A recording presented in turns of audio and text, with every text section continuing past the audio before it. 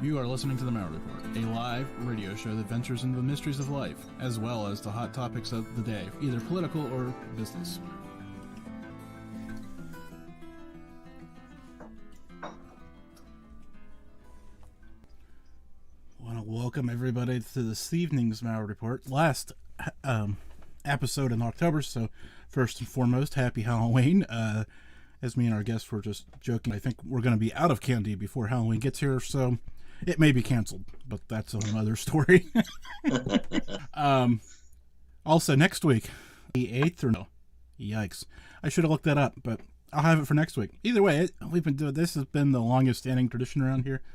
Predictions for 2022. Oh my good grief. Time keeps on slipping. I better not, because I'll probably get a copyright infringement for that. But anyways, you know the rest of that song. And now that that song's stuck in your head, we're going to talk to Jesse Peak, MuFogator, host of the UFO Encounters podcast, and all sorts of other fun we're going to probably get into tonight. Jesse, how are you doing? I'm doing good, Jim. Thanks for having me on tonight, man. I appreciate it. Now, it's the UFOs Worldwide podcast. Germantown Runner just popped up in the chat room for me the full name of your show before I got it out of my mouth. And apparently, my note-taking is wonderful. So... That's all good. So we share two things in common. Let's start with the easy stuff. We're both from Pennsylvania. Yes. And we're both Eagle Scouts. Yeah, how about that? So, well, that was fun. Let's, I guess that's all everyone knows. And then, of course, you went on to be in the National Guard, and I thank you. Thank you. Okay, so let's get down to the brass tacks. What you into UFO research, though? Always when I was younger, I mean, even in Boy Scouts, we had merit badges and different stuff like that. Taking like space exploration and environmental science and just, looking up in the sky and just always wondering, is there a possibility of other life out there somewhere? It came across my mind multiple times, but I never knew about, the UFO community and how big it was. And there was different organizations you could join and get involved. So when I was watching TV one day, probably about 5-6 years ago, well, I was already into it at that time, but so I'd say about a decade ago is really when I started to see little things and to get interested in it. But about 5 years ago, I started watching Ancient Aliens and other big TVs like In Search Of back in the day was a good one, the original one. And I started finding all these communities that you can go and join, like Twitter and Facebook, and then different groups on Facebook. And then I found MuFON, and that intrigued me immediately because it was something I could join and actually get involved in, like in the Boy Scouts, and being a field investigator. Of course, I was in the military. I was in the Boy Scouts. It's right up my alley. So of course I joined right away. I actually joined in 2019, so it was a little later. I did all my research prior to that, getting to know the UFO history, and then joined in 2019, and then in 2020 got my field investigator certification and all the other odds and ends figured out to finally become a full-time investigator. And that's pretty much how it got to this point where I'm at today. And then I started up my podcast at the beginning of this year because the pandemic was going on. No one's really going out anymore. So I figured more people would be interested in hearing different stuff on. And it's been going great. Great guest. I have a website for it. You can go on there and you can learn new stuff every week. I do new weekly posts about the UFO field. You can learn history over there, megalithic structures, all kinds of good stuff. And then recently I just started my own project that I'm the director of. It's called Project BatTech 404. It's for electrical malfunctions associated with UFO sightings, and that's what we're investigating to find out what technology gets affected the most, how it gets affected, and just hearing all these different reports from people, it's pretty interesting. So that's basically the gist of it all. Yeah, we'll get unpacked through all of that, but you mentioned the podcast. We've danced around. I'm sure it's on speaker and podcast or yeah, Spotify. But what's the website? The website's ufoencountersworldwide.wordpress.com. So it's the same thing as the podcast name. It's just .wordpress.com.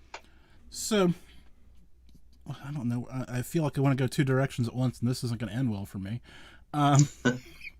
And I know I have time, but I okay. Let's talk about the MuFON thing for a minute. All right. 2019, I mean, there has been some, how do I say this nicely, politically correct, drama with MuFON at the national level. It's been kind of going around for a while now. Right. You were researching and all this other stuff, but you still decided to join. How did you come across and go weigh that out and sort that all Yeah, out? so MUFON is a worldwide organization. It's not secluded to any one state or any one country. So I didn't know there was some problems back in like I forget when, in the 80s and 90s and stuff was going on. There were some issues back then, but they had gotten fixed. They had gotten rid of some of the people that were not really good for MUFON. And then I think in 2019 or 2020, the director wound up getting in trouble, and we had to remove him as well. But ever since then, everything's been really smooth. But in 2019, when I joined, I met my community here in Pennsylvania, MUFON, and I started meeting some of the people here, getting to know them. And I mean, the group of people in PA and MUFON are like awesome. I don't know any other way to explain it. Really supportive people, go out of their way to help you. And some of these people are astronomy teachers and scientists. And I mean, I can email them, and at the drop of the hat, they'll come and help me. And this was even before I was an investigator, you know what I mean? So that intrigued me. And so I said, you know what? Well, if I'm going to be a part of MUFON, I'm a part of this group, and that's who I'm going to be working with. So I'm happy with that. And it's actually brought me a lot of success in my life. It's benefited greatly. And I have no complaints, honestly, about ever since joining. It's just been my experience and my personal experience alone. I mean, I hear other people do have issues with it, but not me. It's been excellent, really. And I also want to also mention that while there has been these big black eyes, they've evolved around people, not the organization as a whole. Correct. That's the thing, too. Yeah. Yeah. I mean, because sometimes you get an organization that has widespread problems, and that hasn't always been the case with MUFON. It's always been certain individuals. So I'm glad to hear that your experience is going well. I mean, they have some... I mean, there are some people out there who are not fans, and I understand it. And I understand people like you who have a good experience. Right. So, okay, so now I used to know this. Now you're gonna have to help me out here. The field investigator thing is not something you just magically turn yourself into. There's a course and a test, right? Yes, it's a pretty extensive course. I didn't know it was as extensive as it was until I did it. You have to purchase the field manual, which gives you all your training, how to interview witnesses, how to take sample collections, how to do boots on the ground interviews, where to send the samples, how to contain the samples, everything. I mean, everything you need to know to be a private investigator is in that book. You buy that book, that comes with your exam, which is a 100-question exam. It took me 3.5 hours to complete that exam. It's extremely hard. It's an open book test too. So you would think, oh, well, if I don't know anything, I can just look it up on the computer and Google it. No, it's not like that. The answers do not come up in Google. So good luck trying to do it. I mean, you might find it, but you have to read through a couple pages of stuff just to get one answer. So once you get past that, you have to pass that with an 80 or higher. Anything below that is a fail. And if you fail, you get 3 chances to take it. After that, if you fail that many times again, you got to wait 6 months. So I passed that with a 91. And then I had to take 3 one-hour courses with the chief field investigator. And during those 3 weeks, you have to take 4 separate certification classes. One in Astronomy 101, Astronomy 202, Space Exploration 101, and Investigations into Case Dispositions. So after you do all of that, you become a field investigator trainee. And then you got to work with usually your state section director for your first couple of cases. And then after that, you're on your own. So you also mentioned doing some research just in general. So let's pull it back to that for a minute, because I think then we'll play it forward. How active is Pennsylvania? Because I've talked about this stuff for years, but normally I'm talking to somebody from anywhere else in the country, it seems, besides Pennsylvania. Yeah, and this was another reason I got involved with Pennsylvania. Well, of course it could be Pennsylvania, but I got involved because Pennsylvania is actually the top 7 in UFO sightings just about every month. It switches between 7 and 8, and it's all time it's 7 total. So we're actually a hotspot of a state. We're in the top 10 every month. And MuFON puts out a journal every month that I receive in the mail, and they give you all the statistics of how many sightings, what kind of shapes they were, and we're always in there. And I actually wound up writing I got it published through MuFON, a paper on it about all the big sightings that have happened here. You don't really realize how much is going on. But I mean, the big states are California and Texas. They're number 1 and 2. But to be in the top 10 every month, there's obviously something going on here. So how many cases have you investigated with MuFON then? With MuFON, I would say about a dozen or so, fully investigated. I mean, I'm not the type of guy that gets a report and, within a week it's done. I take my time with every case. I mean, I look up even if I think that I know what the answer is to the case, I still give it the benefit of the doubt, and I stay open-minded when I do it. And I work through all the ins and outs of a case until it gives me that dead end, that absolute no, that this is what it is. That's when I finish my report. So, and I mean, I've been pretty steady with cases doing through MuFON, and with the project I'm doing too. So I've been pretty busy, honestly. I was going to say, you've got to be busy. Now, the project has my eyes, so let's talk, since you brought it up again. Like I said, okay. we're gonna be bouncing back and forth, and yeah, that's fine. It's fun. For the listeners, it's fun. For me, it's great because it's just my randomness. I don't have to deal with my train of thought. I hear you. Electronic disturbances around UFO sightings. So obviously, I understand the concept because I know they happen. I've heard enough about them happening. But right. Tell me what you're doing with this. So the project's called BatTech 404, and that stands for Battery Technology, and 404 is a common error code that you get with any kind of technology, a cell phone, a computer, whatever, what have you.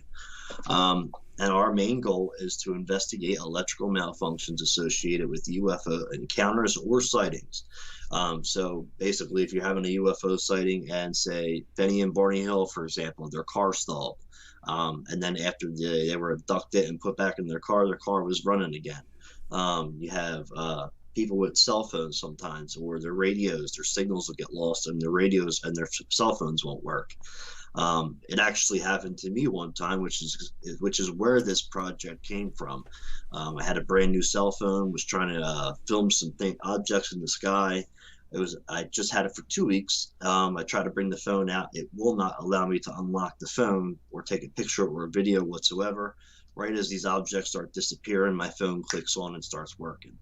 So that was odd to me. And then I started looking into the different cases that have happened that are similar to that. And I couldn't believe how many cases I'm finding. And in different ways. I mean, Robert Salas just had the National Press Club about 2 or 3 or maybe 5 days ago, talking about these UFOs shutting down nuclear missile sites at Malmstrom Air Force Base and Minute Air Force Base. And him and 3 other officers that ran those bases and were the controllers watched this happen and actually physically saw these UFOs over the base. So it's not just the little stuff, it's the big stuff too. I've been getting a lot of reports of airliners coming in. There's the one case back, Leonard Stringfield's case, when he was flying in a C-46 cargo plane over Japan in World War II. It was 3 days before the end of the war, and a UFO came on the side of their plane, and the engine started having failure. It was smoking. I mean, and the pilots are diving in the plane saying, we're about to dive. That means they have to jump out of the plane. Well, when these UFOs took off, the engine kicked back on and it was fine. It landed safely. But I'm getting other cases like this too, where they're not showing up on radar. The plane and the at the same point in time while they're in the same vicinity as each other, and then all of a sudden the UFO and the plane will disappear off of radar together, and then once the UFO disappears, the plane comes back on radar and the UFO's gone. So, I mean, the cases are really extensive, they're crazy, and they're really interesting. So, what we plan to do is we have a website and an email where you can actually report your case to. If you have one personally, you can report it to the email. One of our team members that I have on the team will contact you, whoever's closest in your area, just kind of like how MuFON does it. And we'll take all the information and log it. And we plan to give statistics on all the different technology systems that are affected. Plus, we're going to write a report on it to give the public all the findings that we find out during this project. So I've long wondered why we don't have more pictures of said any paranormal phenomenon, UFOs, Bigfoot. Well, those are two of the more obvious ones. Ghosts are kind of a whole different dimension. Right. So we're just going to leave them out of this discussion. Don't hate me, people. Well, you're going to hate me anyways. But obviously, of Bigfoot and UFOs and aliens, there is a non-transparent something there, in theory. And right. I've often wondered if that's what... Because everybody's got a camera now, right? Absolutely, yeah. And the volume of pictures has not increased by any margin at this point, which baffles me. Why? Yeah, I mean, we've been trying to look into that. We talked about that earlier when I put the team together and talking about about the camera situation and cases from back in the day compared to now. Because at first, when we first did this project, we talked about comparing the technology because it's so different from the 90s to now compared to before the 90s. And we talked about that camera issue and how it's never really gotten better. So the conclusion we came to is that there's possibly something that, I mean, obviously UFOs are way beyond our technology and way advanced. So they might possibly have some kind of technology that allows our cameras to blur their photos out when we take pictures of them. So that was the best kind of conclusion that we can come up with because, I mean, even now you have the best